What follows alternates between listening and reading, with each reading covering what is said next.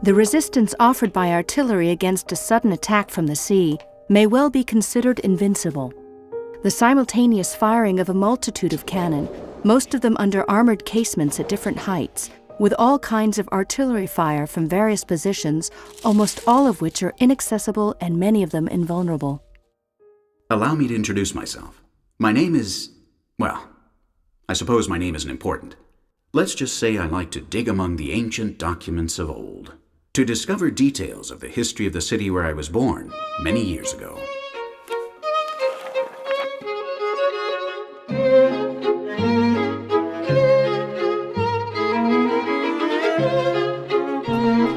I'm now in the archives of the old headquarters of the Guardia Marinas, investigating the military history of Cartagena to find out how my great-grandfather lived. A sergeant major in the artillery, assigned to one of the batteries along the coast that defended the city in the late 19th century.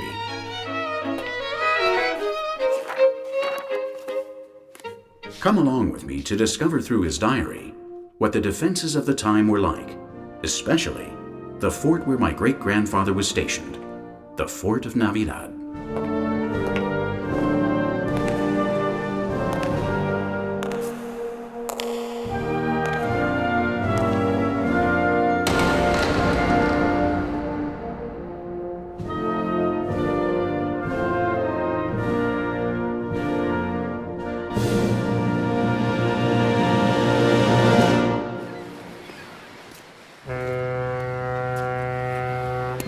Colonia Urbs de Julia Nova Cartago, Cartago Spartaria, Cartagena Aljalfa, Cartagena. Centuries of history and the same natural port, where numerous civilizations and cultures have left their mark, and always while worrying about defending the territory. That's the Castle of St. Julian, isn't it? I'm always amazed by the Castle of the Conception, with its medieval tower, with the remains of civilizations, one on top of the other, that speak to us of their determination to defend the city. Carthaginians, Romans, Byzantines, Arabs, and later, Aragonese and Castilians, all used this promontory as a military site. No wonder, since one can control the whole natural harbor from here.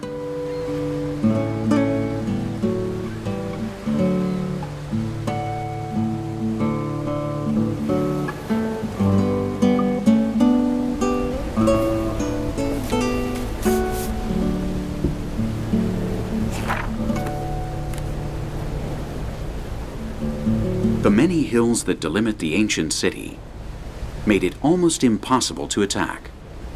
We can read this in the chronicles of Titus Livius and Polybius.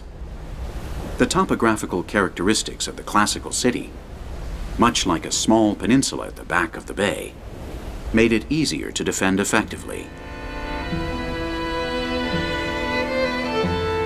Centuries later, the introduction of gunpowder made it possible to set up coastal batteries at certain places to prevent enemy ships from entering the Bay of Cartagena. And so it was that the fortification of the city with artillery began in the 17th century.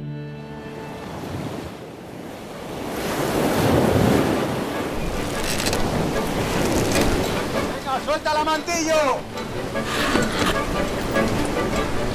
Hay que tensar la brisa de trinquetilla. Although he wasn't born here, my great-grandfather always felt the pull of the sea. He spent his free time down at the port, watching the sailing ships enter and leave the harbor. Warships, merchant ships. Finally, some of his father's friends convinced him to enlist in the artillery corps. He served in the artillery his whole life. When he was already a sergeant major, he experienced firsthand the construction work that transformed the old battery from the late 17th century into the Fort of Navidad that exists today.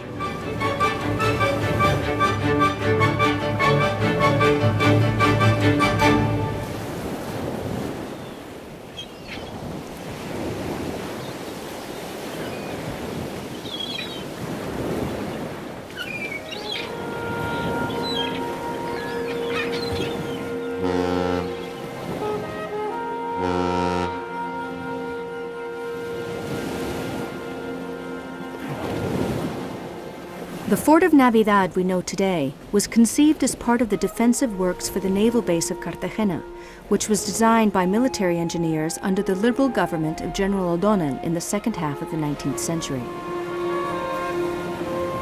Its location to the west, on one of the points that delimit the entrance to the port of Cartagena, made it possible to create a crossfire with the batteries of Santa Ana, San Isidro, and Santa Florentina across the mouth of the port. The fort as we know it today is the result of the renovations and transformations carried out in the mid-19th century on an old coastal artillery platform from the 17th century. At that time, there was a growing threat of an attack by the French fleet, since Cartagena was a very active military base. It had been named the command station for the Spanish galleys in 1668.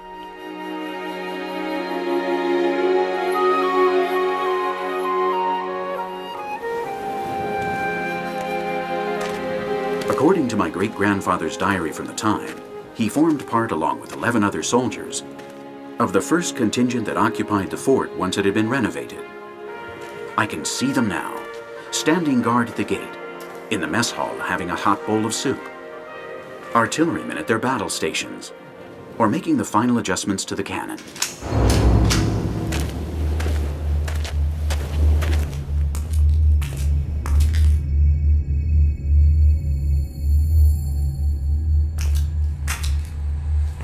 By the mid-19th century, Cartagena and its arsenal had become an important military base for the Spanish Navy. It was essential that the entire defensive network that had been renovated in the 17th century be reinforced. The Fort of Navidad gives us a glimpse of those efforts to design a structure that could afford the best defensive conditions at that time. The outside is dominated by the verticality of its thick walls, perforated by 8 embrasures for cannon, which provided great offensive power, and which were complemented by 9 more cannon placed in barbettes behind the parapet on the terrace.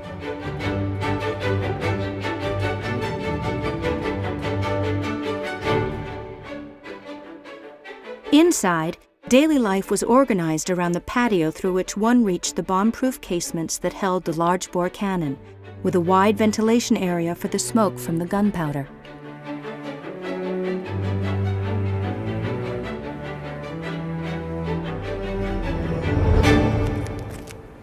The story in these pages says that at night, those who stood guard believed that they could hear the cannon speaking to each other. But the truth is that was only the sound of the wind and the fog that would take over the fort.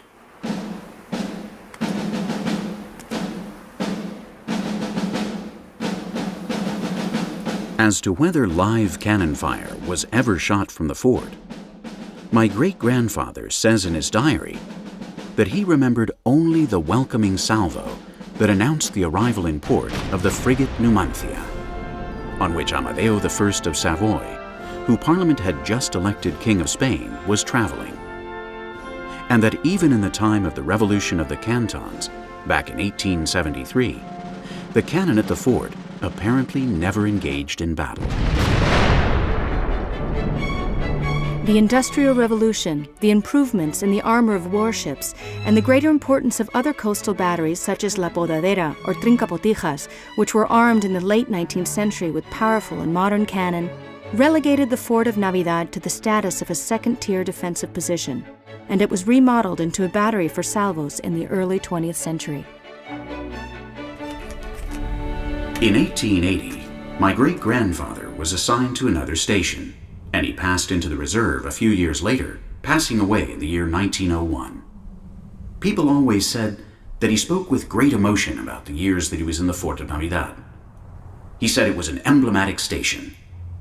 Now, we have the opportunity to get to know it after faithful renovation. I sincerely hope you've enjoyed your visit. I, on my part, have to leave you now. It's getting late, and they're going to close. I also hope that you have discovered the spirit of my great-grandfather in some corner of this fort.